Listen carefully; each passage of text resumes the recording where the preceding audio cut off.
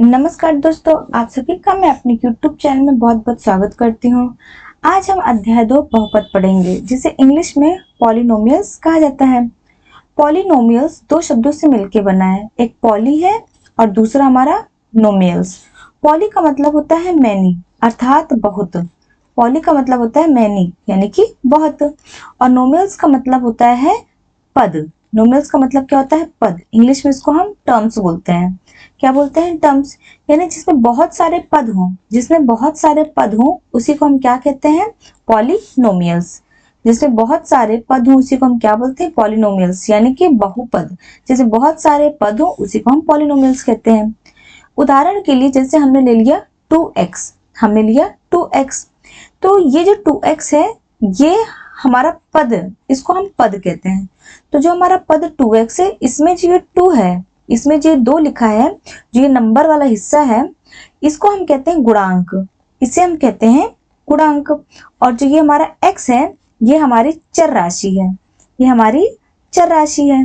तो ऐसा पद किसे कहते हैं? जिसमें गुणांक और चर राशि, गुणांक और चर राशि से जब कोई संख्या बनती है, कोई पद बनता है, उसी को हम पद कहते हैं।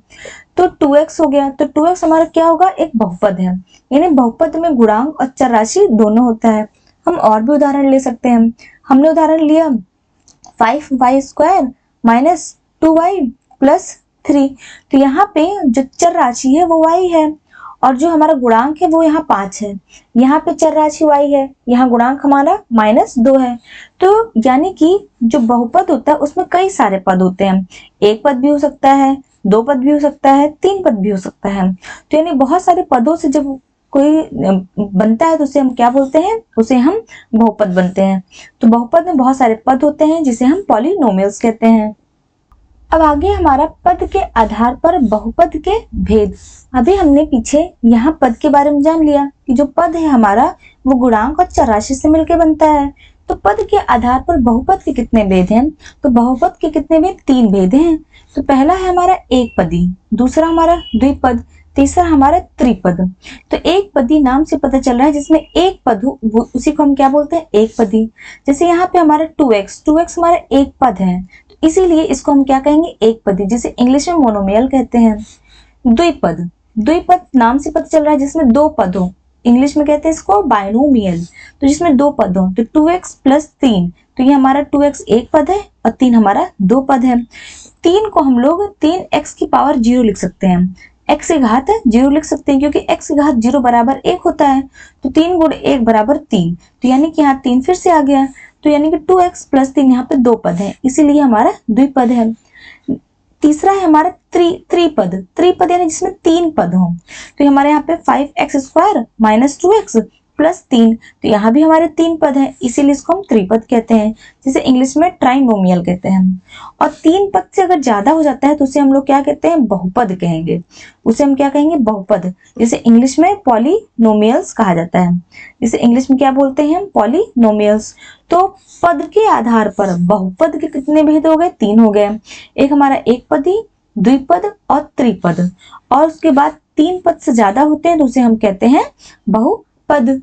अगला है हमारा बहुपद की घात, जिसे इंग्लिश में डिग्री ऑफ पॉलिनोमियल कहा जाता है। तो बहुपद की घात किसे कहते हैं? उच्चतम घात को ही बहुपद की घात कहते हैं। उदाहरण से हम इसको समझते हैं। हमारा उदाहरण है, हमने पहले लिया 2x, यानी हमारा जो पद है क्या है? हमारा 2x है। तो इस 2x में जो हमारी चर राशि x है, इस चर राशि x की जो उच्चतम घात है कितनी है? हमारी 1 है। तो यानी जो हमारे पद दिए जाते हैं उन पदों में जो चर राशि की जो सबसे उच्चतम घात होती है उसी को हम बहुपद की घात कहते हैं।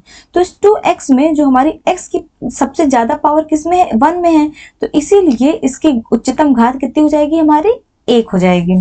इसकी हमारी उच्चतम घात कितनी हो जाएगी? 1 हो जाएगी, और यही एक हमारी बहुपद की घात कहलाएगी। दूसरा उदाहरण है हमारी x घात 4 plus 3x³ plus 2x² plus 4। यहाँ पे जो चर राशि x है, x की उच्चतम घात यहाँ पे 4 है, यहाँ पे 3 है, यहाँ पे 2 है, यहाँ पे 0 है। तो यहाँ पे 4 है, तो सबसे ज्यादा पावर, सबसे ज्यादा घात x की यहाँ पे 4 है, इसलिए यहाँ बहुपद की घात कितनी हो जाएगी? 4 हो जाएगी। X square plus 2x plus 1, यहाँ x की सबसे ज्यादा पावर कितनी है, सबसे ज्यादा घात कितनी है, 2 है, इसीलिए यहाँ पे बहुपद की घात कितनी हो जाएगी हमारी, 2 हो जाएगी। X cube plus x square plus x plus 1, यहाँ पे x की सबसे उच्चतम घात कितनी है, 3 है, तो इसीलिए ये बहुपद की हमारी घात कितनी हो जाएगी, यहाँ पे हमारी 3 होगी। तो यानी बहुपद की घात यानी जो पावर होती है x की जो उच्चतम घात होती है, जो सबसे ज्यादा घात होगी, वही हमारी बहुपद की घात कहलाएगी। हमारा आगे है घात के आधार पर बहुपद के भेद। यानी घात के आधार पर बहुपद के कितने भेद होते हैं, तो 3 भेद होते हैं, रैखिक बहुपद, द्विघात बहुपद और त्रिघात बहुपद। रैखिक को इंग्लिश में लीनियर पॉलिनोमियल, द्विघात बहुपद क्वाड्रेटिक पॉलिनोमियल, त्रिघात बहुपद क्यूबिक पॉलिनोमियल। अब इसे हम उदाहरण से समझते हैं। रैखिक बहुपद अर्थात जो हमारी चर राशि है उसकी उच्चतम घात अगर हमारी 1 है तो उसे हम रैखिक बहुपद कहेंगे। यानी कि यहाँ पे 2x की घात 1 है तो x की घात 1 है, तो इसकी उच्चतम घात हमारी 1 है, इसीलिए ये हमारा कैसे है, ये कैसा बहुपद है, ये हमारी रैखिक बहुपद है। दूसरा है हमारा द्विघात, नाम से पता चल रहा है जिसमें द्विघात हो, उच्चतम घात जिसकी हमारी 2 हो। तो यहाँ पे 5x square minus 2x plus 3, तो यहाँ पे x की उच्चतम घात कितनी, यहाँ पे हमारी 2 है x की उच्चतम घात, इसीलिए इसे हम द्विघात बहुपद कहेंगे। त्रिघात बहुपद नाम से पता चल रहा है जिसमें 3 घात हो, जिसकी उच्चतम घात हमारी 3 हो। उदाहरण है 4x cube minus 5x square plus 3, तो यहाँ पे x की उच्चतम घात हमारी कितनी है, 3 है, तो जिसकी उच्चतम घात हमारी 3 है उसी को हम त्रिघात बहुपद कहेंगे। आगे हमारा बहुपद के शून्यक। तो बहुपद के शून्यक हम किसे कहते हैं, हम इसे उदाहरण से समझते हैं। जैसे हमने उदाहरण लिया 2x माइनस 4, ये हमारा एक बहुपद है। तो इस बहुपद में चर राशि x, तो जो हमारे x की ऐसी कौन सी वैल्यू रखें, x का ऐसे कौन सा मान रखें जिसकी वजह से ये पूरा बहुपद हमारा शून्य के बराबर हो जाए। तो x का जो मान जिससे हम पूरी वैल्यू को हम शून्य के बराबर पा जाएंगे उसी x को कहेंगे, जो x का मान जो कुछ भी आएगा हमारा वही हमारा क्या कहलाएगा, वो हमारा बहुपद के शून्य कहलाएगा। तो x का मान यहाँ पे हम क्या रखेंगे कि जो हमारा 0 के बराबर आ जाए, तो इसको निकालने के लिए हमने क्या करना पड़ेगा, सबसे पहले 2x माइनस 4 को हम 0 के बराबर रख देंगे। अब यहाँ पे 2x बराबर ये माइनस 4 है, उधर हमारा 4 आ जाएगा, तो x बराबर ये 4 ये गुणे में इधर हमारा भाग हो जाएगा, यानी 2 एक कम 2 और 2 दूनी 4, यानी x बराबर 2। यानी x का मान अगर हम यहाँ पे 2 रखते हैं तो ये हमारा पूरा जो बहुपद है वो 0 के बराबर हो जाएगा। तो जो x बराबर 2 आया वही हमारा इस बहुपद का शून्यक कहलाएगा। आप चाहे करके इसको देख लेते हैं। x का मान हम यहाँ 2 रखते हैं, यानी 2 गुणे 2 माइनस 4 बराबर 2 दूनी 4 माइनस 4 बराबर 0, यानी कि अगर x का मान हम 2 रखते हैं तो इस बहुपद का मान कितना आ गया, हमारा 0 आ गया। इसीलिए x बराबर 2 ये हमारा बहुपद का शून्यक कहलाएगा। और यहाँ पे हमने पीछे यहाँ जो उच्चतम घात पढ़ी है, हमने यहाँ पे जो उच्चतम घात पढ़ रहे हैं, तो जैसे यहाँ पे जो हमारी रैखिक बहुपद है x की घात 1 है, यहाँ द्विघात बहुपद है x की घात यहाँ पे 2 है, इसका उच्चतम घात यहाँ पे 2 है। त्रिघात में उच्चतम घात हमारी 3 होती है। तो जितनी भी उच्चतम घात होती है उतनी ही हमारे बहुपद के शून्यक निकलेंगे।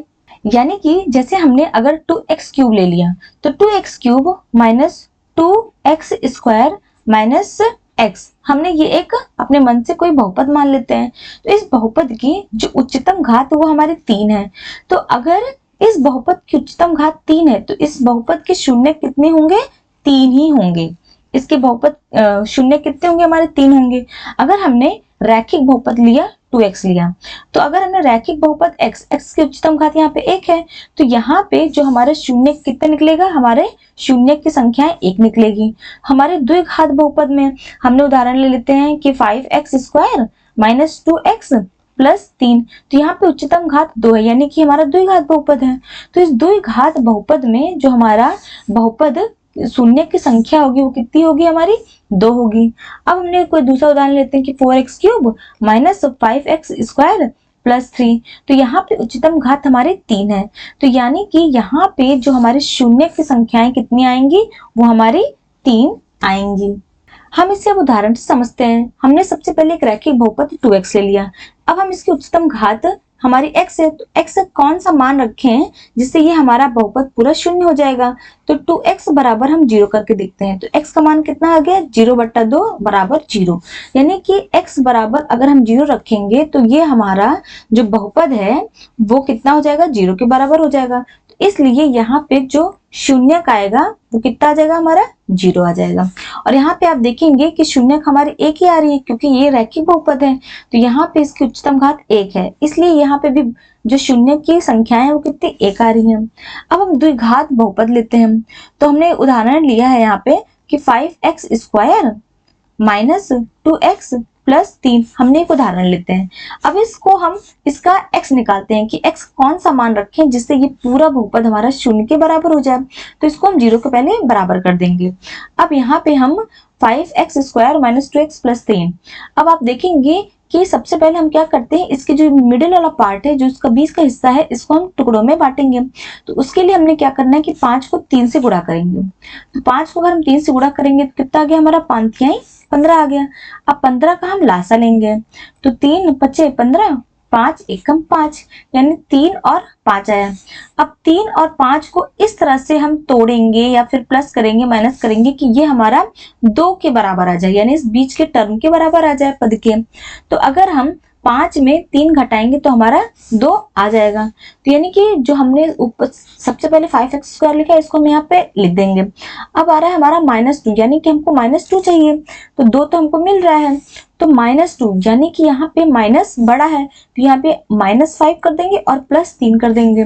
तो हमारा कितना हो जाएगा, ये हमारा -2 के बराबर हो जाएगा। तो यहाँ पे -5x प्लस 3x और ये हमारा ये +3 बराबर 0, क्योंकि ये x के टर्म में है, x के पद में, तो इसलिए हम x यहाँ दोनों में लिख देंगे। अब यहाँ पे आप देखेंगे दोनों में हमारा 5x कॉमन हो रहा है, यहाँ पे x बच रहा है, माइनस यहाँ पे 1 बचेगा, प्लस यहाँ पे 3 है, यहाँ पे x है, और यहाँ पे हमको यहाँ पे +1 बच रहा है। तो ये उदाहरण चूंकि हम अपने मन से लिए थे, तो इसलिए हमको यहाँ पे माइनस करना पड़ेगा, ये हमको यहाँ पे टर्म माइनस करना पड़ेगा, इसलिए तब जाके ये हमारा x-1 दोनों में उभयनिष्ठ होगा।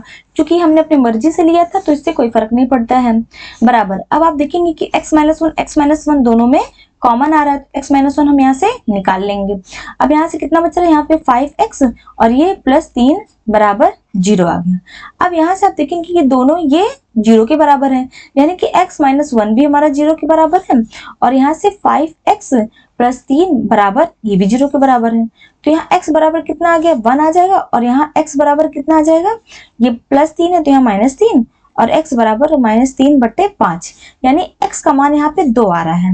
क्योंकि यहाँ पे उच्चतम घात हमारी 2 है, इसीलिए हमारा जो इसका शून्य कितने निकलेंगे, 2 निकलेंगे। उसी तरह से अगर हमारा त्रिघात बहुपद है तो उसमें हमारी जो बहुपद के शून्यक है वो कितने होंगे, वो भी हमारे इसमें 3 आएंगे। हमने इसको समझने के लिए यहाँ पे लिया था, इसलिए हमने गलती से यहाँ प्लस कर दिया था, तो हमने यहाँ माइनस कर दिया। जब माइनस कर दिया तो ये हमारे यहाँ पे x-1 कॉमन आ जाता है। समझ में आ गया होगा। अब आगे बढ़ते हैं। आगे हमारा कि बहुपद के शून्यकों का ज्यामितीय अर्थ, हम इसको ज्यामितीय अर्थ से समझते हैं। उदाहरण से हम इसको समझेंगे कि बहुपद के शून्यकों की संख्या ज्ञात कीजिए। तो हमारे पास एक बहुपद है px, तो ये कह रहा है कि जैसे हमने एक ग्राफ बनाया, ये हमने एक ग्राफ बनाया, इस ग्राफ का नाम यहाँ पे x डैश, और ये हमारा y, और ये नीचे वाला हमारा y डैश, ये हमने एक ग्राफ बनाया।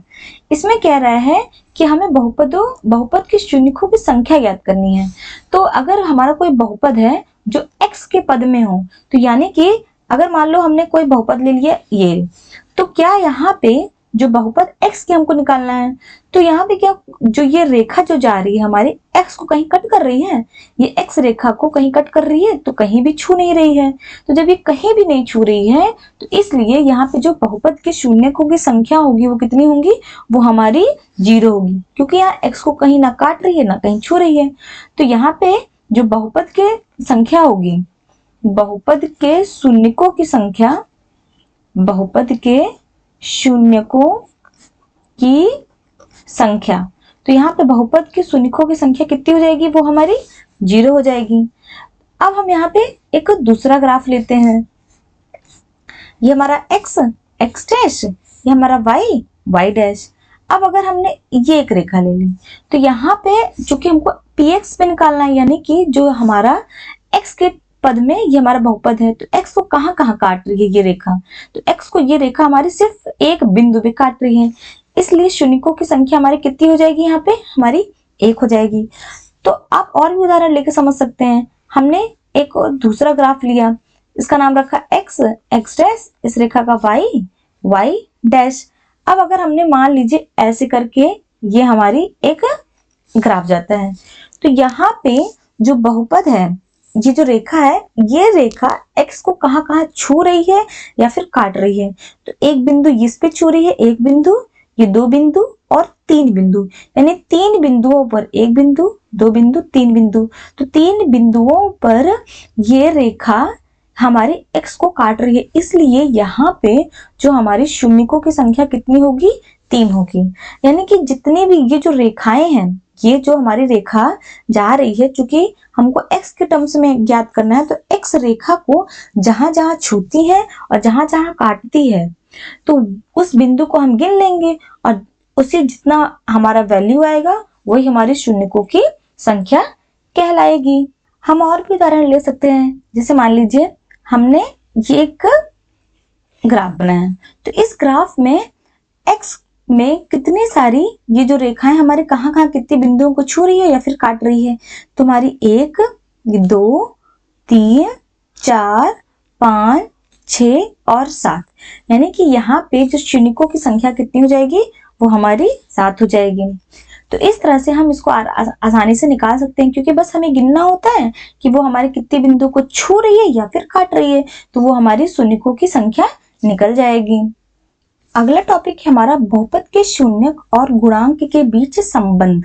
तो हमारे शून्यक और गुणांक के बीच हमारे जो संबंध है वो कैसा है, उसको हम समझते हैं। तो सबसे पहले हम द्विघात बहुपद को लेंगे। तो द्विघात बहुपद का उदाहरण कैसे होता है, जैसे हमने ले लिया यहाँ पे 2x square plus 2x plus 1, तो ये हमने एक उदाहरण ले लिया द्विघात का, हमने एक उदाहरण ले लिया द्विघात बहुपद का।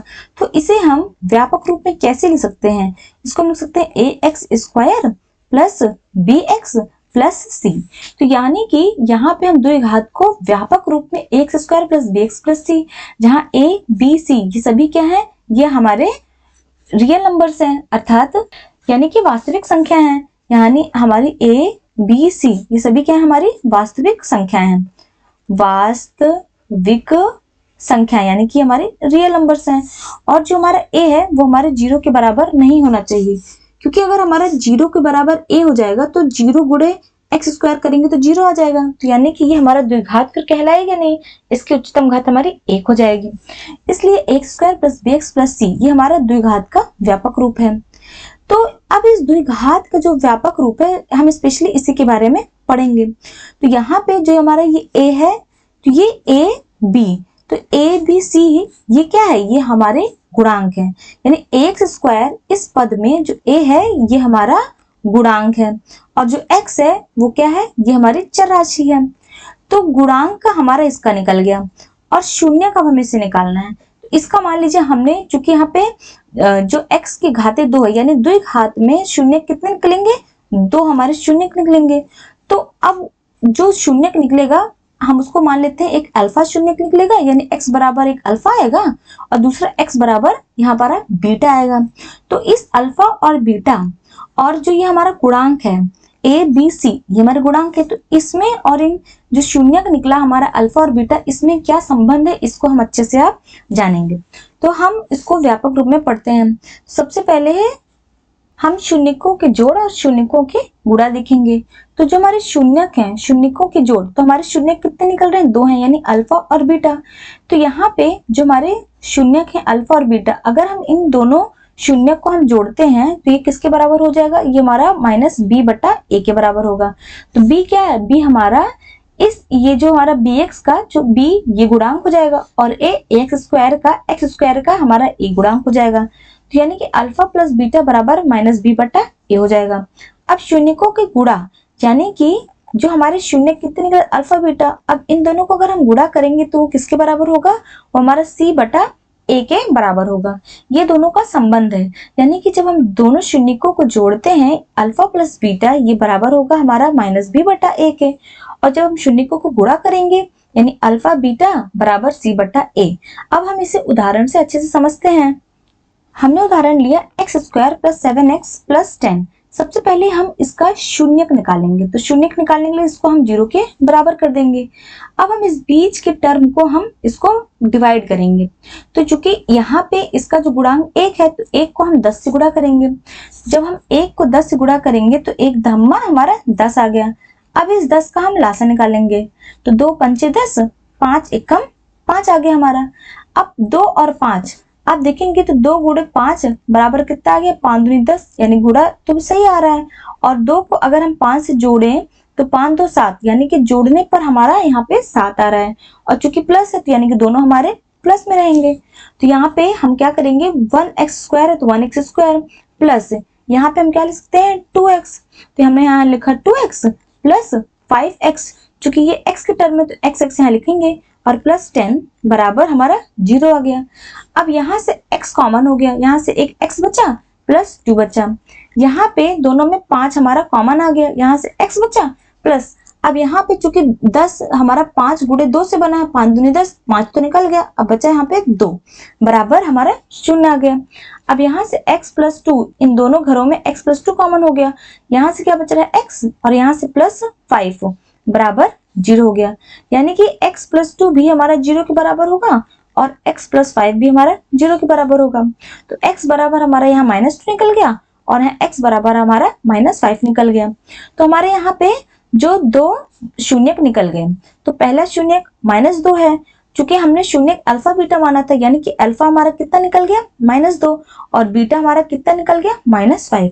अब इसी को हम यहाँ पे सेटिस्फाई करते हैं, यानी कि अल्फा प्लस बीटा हमारा -b बटा a के बराबर आना चाहिए। तो अल्फा हमारा -2 है, तो यानी कि -2 फिर प्लस ये हमारा -2 है प्लस बीटा यानी कि -5 बराबर ये -2 प्लस -5 कितना हो गया हमारा -7 आ गया। तो हमने बाएं तरफ का निकाल लिया कि -7 के बराबर है। अब देखते हैं क्या ये -b बटा a के बराबर है।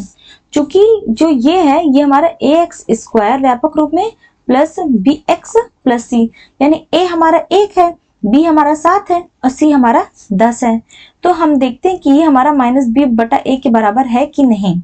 तो हम देखते हैं, तो b का मान कितना है हमारा 7 है, तो माइनस लगा है तो -7 बटा a का मान हमारा कितना है 1 है, तो -7 बटा 1 का मतलब होता है हमारा -7, यानी कि हमारा बायां पक्ष -7 दायां पक्ष -7, यानी कि ये दोनों बराबर हैं। तो यानी कि ये कंडीशन जो अल्फा प्लस बीटा बराबर -b बटा a आ रही ये हमारी सही है। अब दूसरा है अल्फा बीटा बराबर c बटा है, यानी कि इन दोनों का गुणा, यानी कि अल्फा गुणा बीटा। अल्फा हमारा -2 गुणा बीटा हमारा -5, तो 5 दूनी 10 और माइनस माइनस प्लस, यानी अल्फा बीटा हमारा कितना आ रहा है 10 आ रहा है।